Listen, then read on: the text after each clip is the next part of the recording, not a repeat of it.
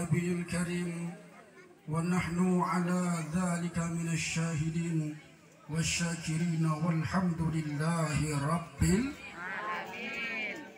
Yang Al-Fakir muliakan Sahibul Bait almarhum al-maghfurlah Bapak Abah Samlawi dan Ibu Heliawati beserta keluarga besar. Yang Al-Fakir muliakan keluarga Besan yang sudah jauh-jauh datang dari Lampung Utara ke Lampung Selatan, dari utara ke selatan, jauh sampai sini kesasar ya Pak. Wajar Bapak dari Lampung Utara kesasar, saya dari Bandar Lampung aja kesasar. Ini pertama kali saya masuk desa Baru Ranji.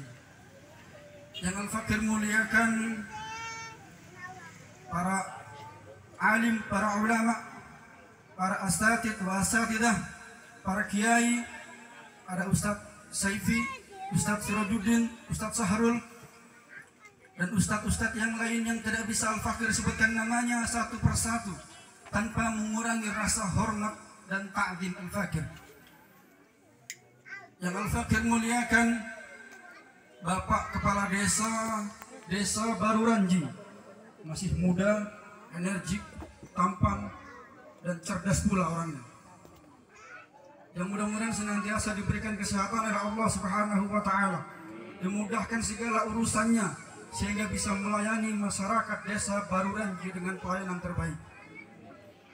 Para hadirin, hadirat, dan tak lupa terkhusus kepada Adinda yang sedang berbahagia, Adinda Asep Hidayatullah dan Adinda Sriyatun yang baru saja dinikahkan 4 bulan yang lalu kalau tidak salah, bulan April. Jadi Adinda Asep ini adalah adik tingkat junior saya di kampus. Kalau bukan karena Asep yang mengundang saya berat sekali mau hadir di acara pernikahan. Kenapa? Karena setiap saya hadir di acara-acara pernikahan, senang lihat pengantin. Senang mau jadi pengantin lagi. Makanya saya khawatir. Ini adalah hari yang membahagiakan bagi kedua mempelai. Asep sama Sri menikah bahagia tidak? Ngelamun. Saya yang ceramah, kamu yang lamun. Saya yang dikasih kopi kok kamu yang lamun. Saya biasanya kalau ceramah dikasih kursi, depannya pasti ada meja. Kenapa kalau ceramah nggak sambil ngopi suka pusing kepala saya? Biasanya, tapi kalau di sini mungkin tradisinya berbeda. Ya lupa kali nggak. Pak Kiai, Pak Ustadz Al-Fakir izin duduk di atas kursi. Kenapa? Karena sudah disediakan oleh tuan rumah, oleh panitia. Kemarin tahun 2019 banyak orang bertengkar gara-gara rebutan kursi. Ini saya sekarang dikasih kursi gratis, makanya saya dudukin. Betul? Cocok? Akur? Nah, sudah 10 menit ini. Cukup? Cukup ya? Terus? Terus. Ngesum juga enggak kamu. Tiada kata yang paling indah yang pantas kita ucapkan semenjak kita terbangun dari tidur di pagi tadi hingga menjelang tidur kembali di malam nanti, selain daripada ucapan syukur alhamdulillah atas nikmat yang Allah Subhanahu wa Ta'ala karuniakan kepada kita. Meskipun kita sedang berada di tengah wabah, di tengah ujian pandemi COVID-19, tapi alhamdulillah kita masih bisa melaksanakan resepsi atau walimah. Jangan lupa pakai masker. Saya selalu bawa masker. Salawat beriring salam senantiasa tercurah limpahkan kepada manusia mulia yang telah memanusiakan manusia sehingga menjadi manusia yang manusiawi. Seorang manusia yang telah merekonstruksi peradaban zaman dari zaman perzinahan menuju pada zaman pernikahan. Dari zaman orang naik onta hingga orang naik Toyota, beliaulah baginda Nabi besar Muhammad sallallahu alaihi wasallam yang senantiasa kita harapkan syafaatnya, dan mudah-mudahan kita semua termasuk ke dalam golongan umatnya yang tidak hanya mengakui beliau sebagai nabinya, tetapi diakui oleh beliau sebagai umatnya. Amin. Amin. Allahumma. Bapak, Ibu, dan saudara yang insya Allah dimuliakan oleh Allah Subhanahu wa Ta'ala. Duhai senangnya pengantin baru. Mohon maaf, suara saya serak-serak rusak. Itulah kenapa kalau saya ceramah suka didoping pakai kopi panas. Makanya kalau kopinya belum keluar ini ngomongnya suka ngantuk biasanya. Bapak Ibu yang dimuliakan Allah Subhanahu wa Ta'ala, berdasarkan lagu tadi, duhai senangnya pengantin baru. Pengantin baru itu setiap hari rasanya bunga, bahagia, senang. Mas Asep senang enggak jadi pengantin?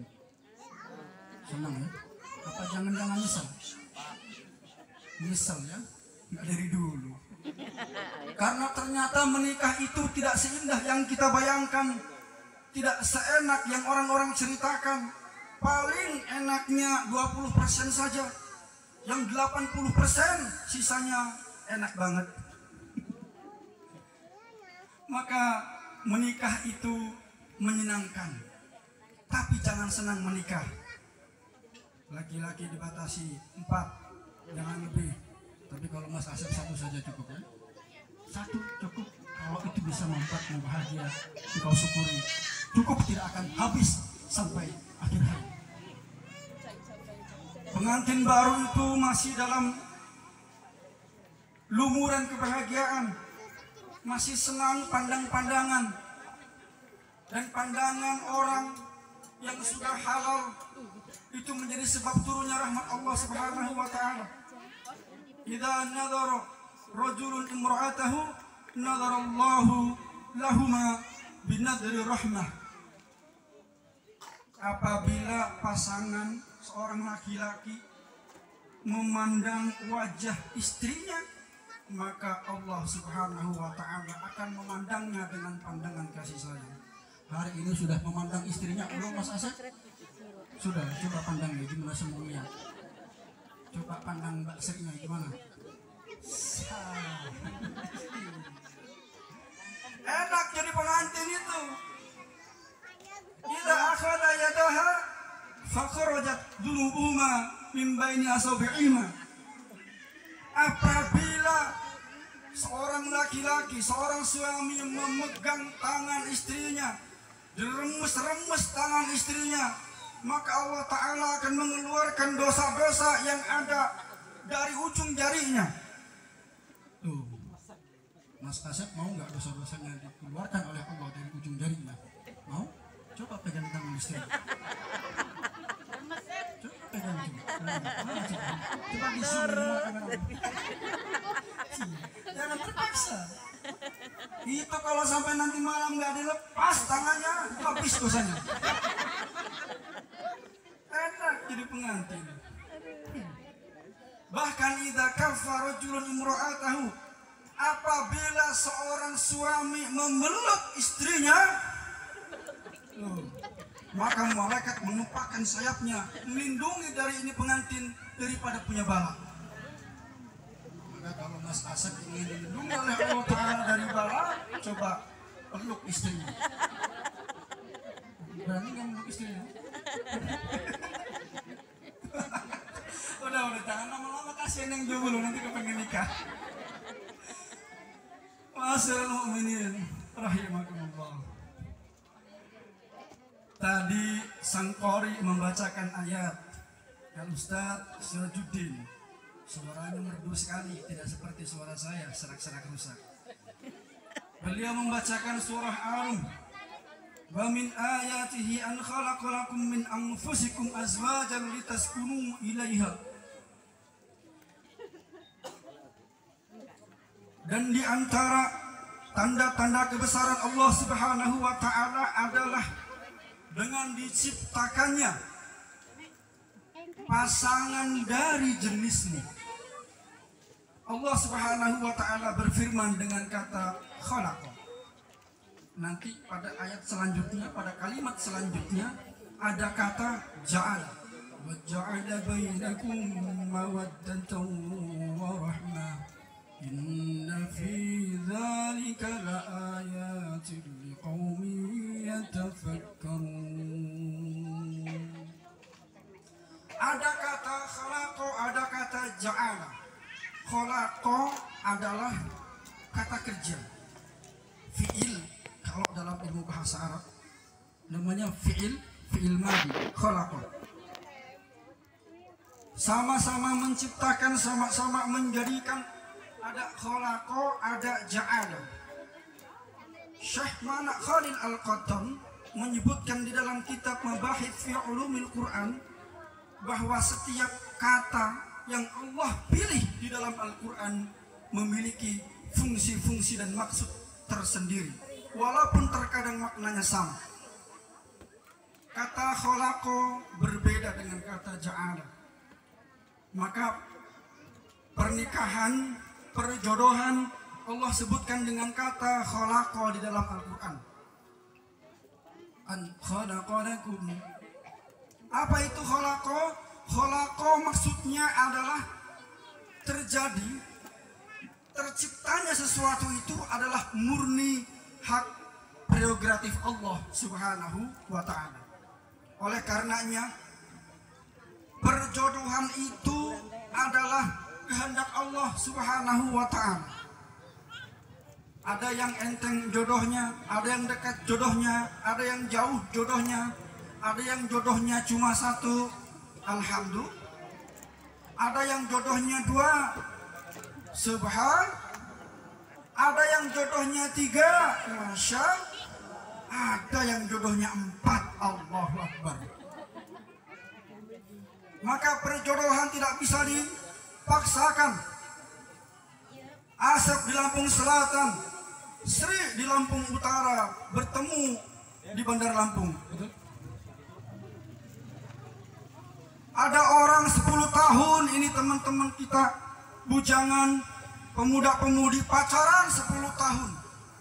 Begitu menikahnya sama orang 10 tahun jagain jodoh orang. Kenapa? Karena jodoh tidak bisa dipaksakan, karena Allah Ta'ala telah menetapkan an khalaqalakum min anfusikum. Kemudian Allah Subhanahu wa Ta'ala menjadikan syariat pernikahan. An khalaqalakum min anfusikum azwajan litaskunu. Untuk apa tujuan pernikahan itu? Di antaranya adalah litaskunu, untuk menimbulkan kedamaian, ketenangan, ketentraman. Dari kata-kata litaskunu lahir kata sakinah. Derivasinya ada sakan, ada sakinah. Apa itu sakan, apa itu sakinah? Sakan itu tempat tinggal, sakinah itu ketenangan. Maka di dalam tempat tinggal ada ketenangan.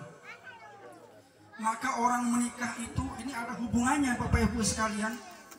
Kenapa kalau pernikahan sering kita sebut dengan istilah rumah tangga? Orang menikah berarti orang berumah tangga. Orang menikah kalau orang Jawa bilang omah-omah, orang Sunda bilang imah-imah, betul? Kenapa? Karena menikah itu butuh rumah, butuh tempat tinggal. Dan di tempat tinggal itulah akan lahir yang namanya sakinah atau kebahagiaan, ketentraman. Tetapi satu hal yang harus digarisbawahi, bahwa kebahagiaan itu Adinda Asep, Adinda Sri, sakinah itu tidak terletak di rumah yang mewah, bukan pula pada kendaraan yang mahal. Kalau Adinda Asep, Adinda Sri mampu membeli rumah yang megah, silahkan beli rumah yang megah, silahkan bangun istana yang mewah. Kalau mampu beli mobil yang mewah, silahkan beli mobil yang mewah. Tetapi sesungguhnya sakinah itu tidak terletak pada rumah yang mewah, tidak pula pada kendaraan yang mewah. Lantas di mana letak sakinah? Allah Ta'ala menyebutkan huwallazi anzala sakinata fi qulubil mu'minin. Sakinah itu Allah turunkan di dalam hati. Hatinya siapa? Hatinya orang yang beriman. Maka satu, Adinda Asep, Adinda Sri, kunci ketenangan, kunci sakinah adalah keimanan. Dari mana kita belajar keimanan? Kita belajar dari agama. Maka kalau ibu-ibu sekalian mau pilih mantu, pilih yang paling utama adalah dasar agamanya. Kayak Mas Asep ini, Bapak Supri sudah pas milih menantu. Dari pesantren, dari kampus UIN, insya Allah agamanya bagus. Bu, sudah pada punya menantu? Belum ya? Sama saya mau anaknya. Saya mau tanya nih sama ibu-ibu. Bu, kalau datang ke rumahmu 2 orang melamar mau jadi menantu, satu yang datang Pak Ustadz, satunya yang datang Pak Polisi punya pangkat, kira-kira yang mana yang diterima? Polisi. Ada di depan saya ngomong Pak Ustadz, saya pulang polisi. Pas datang itu Pak Ustadz disambut baik-baik, giliran Pak Ustadznya pulang dia bilang sama anaknya, nak, jangan kamu nikah sama Pak Ustadz. Kenapa mah? Karena nanti kalau kamu nikah sama Pak Ustadz, maharnya beduk. Masya Allah. Bu, kalau kita menikahkan anak kita dengan orang yang memiliki dasar agama, meskipun mungkin di kemudian hari dia tidak mencintai anak ibu, dia tidak akan menyanyiakan, dia tidak akan menyakiti, dia akan tetap membimbing anak ibu. Ini enggak, anak-anak zaman sekarang mainannya Facebook sama WhatsApp, dikit-dikit update status. Ya Allah, berikanlah aku jodoh yang baik ya Allah.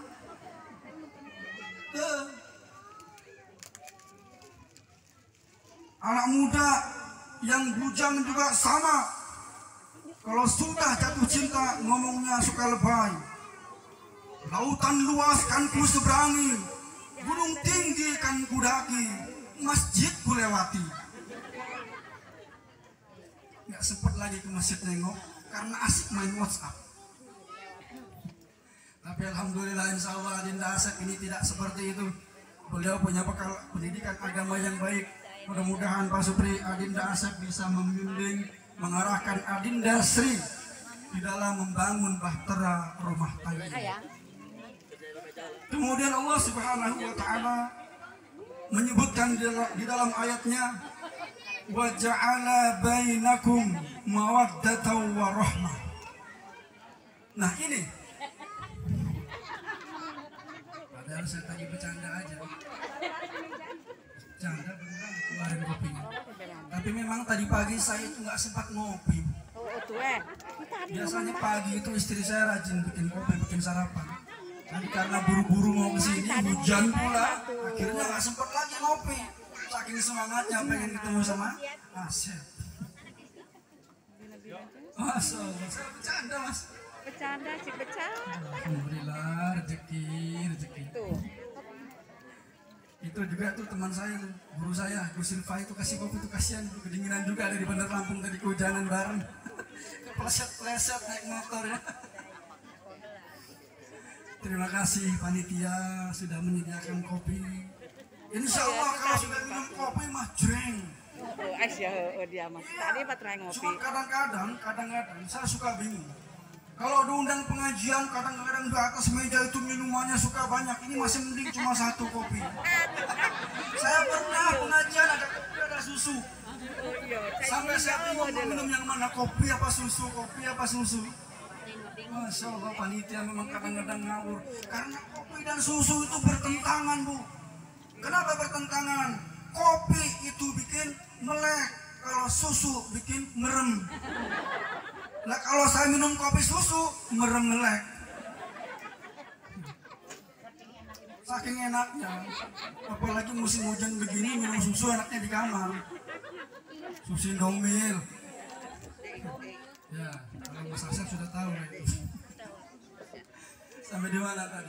Allah Ta'ala berfirman wa ja'ala bainakum mawaddatan wa rahmah. Ketika Allah Ta'ala menjadikan mawaddah dan rahmah, Allah Ta'ala menggunakan kata ja'ala. Beda. Kalau kholaqa adalah hak prerogatif Allah Subhanahu wa Ta'ala, makanya perjodohan tidak bisa kita lawan, cinta tidak bisa kita tolak.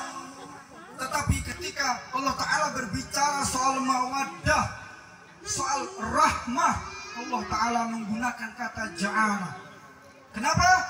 Karena Allah menjadikan mawaddah dan rahmah di dalam rumah tangga itu dibutuhkan perjuangan. Harus ada peran Mas Asep dan Mbak Sri. Kalau Allah Ta'ala berfirman dengan kata kholaqa wa kholaqa bainakum mawaddatan wa rahmah, enak banget. Tinggal makan tidur kita bahagia terus. Nggak akan pernah ada badai di rumah tangganya. Tapi karena Allah Ta'ala berfirman dengan kata ja'ala, maka kita kudu usaha agar mencapai mawaddah warahmah. Saya kasih contoh lagi misalnya dalam ayat yang lain. Misalnya tentang proses penciptaan manusia.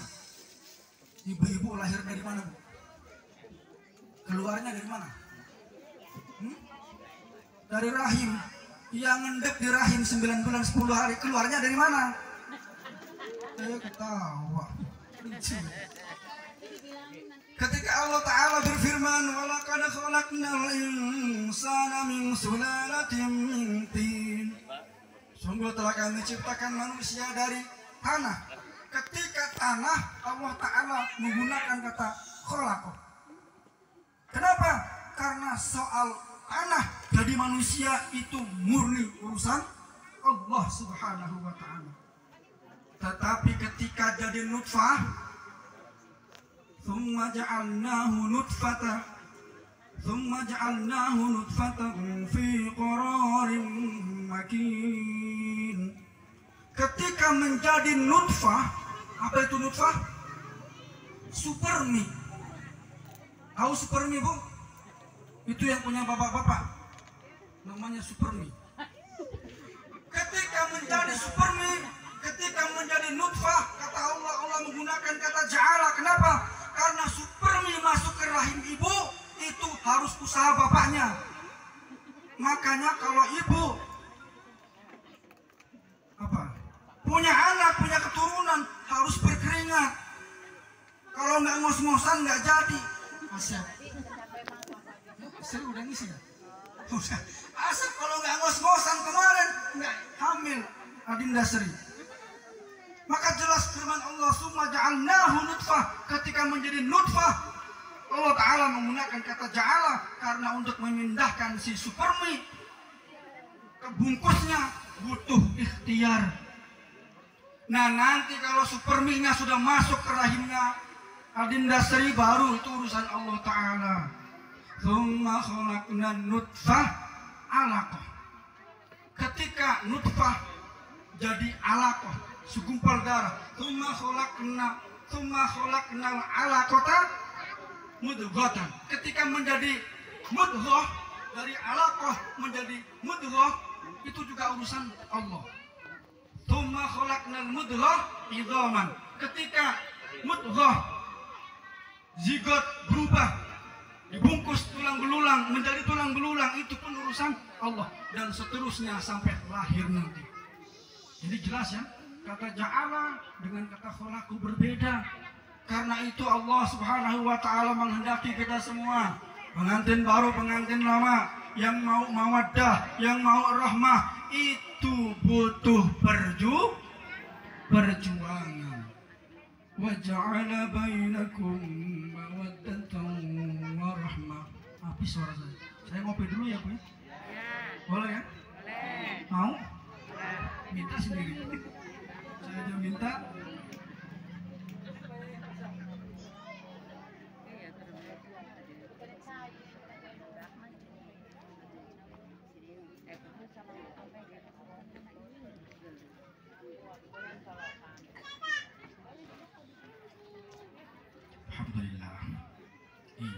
Kumaha ya tadi beri cai cenah. Oh. Caina eueuh. Cai, saya ngerti sedikit-sedikit Sunda. Allah Subhanahu wa taala kemudian menghendaki kita menjadi keluarga yang mawaddah dan rahmah. Tadi sudah disebutkan sakinah, tenang, damai, bahagia rumah tangganya. Kan? Kalau habis ngopi mantap ngomongnya, betul? Kemudian dijadikan mawaddah. Apa itu mawaddah? Mawaddah itu diambil salah satu dari asma Allah, dari Asmaul Husna, Al-Wadud. Cinta. Cintanya Allah kepada hamba yang saleh. Artinya di sini ada timbal balik. Mas Asep cinta, sayang, bisa menikah sama Adinda Sri. Kenapa? Karena Adinda Sri pun mencintainya. Ada timbal balik. Kalau satu saja yang mencintai, cintanya bertepuk sebelah tangan, maka nggak akan jadi. Dilamar Adinda Sri lari, tapi karena saling mencintai maka jadi. Mawaddah terus dipupuk, terus dibina. Setelah mawaddah, baru kemudian rahmah. Sama, diambil dari kata Ar-Rahman, dari Asmaul Husna, artinya kasih sayang. Lalu bedanya apa nih mawaddah sama rahmah? Mawaddah biasanya tidak bertahan lama, tapi kalau rahmah bertahan terus hingga akhir hayat. Mawaddah biasanya ditentukan oleh usia. Kalau masih baru ketemu sama istri, senang, bahagia, setiap hari pengennya deket-deketan, nggak mau pisah. Makan sepiring berdua.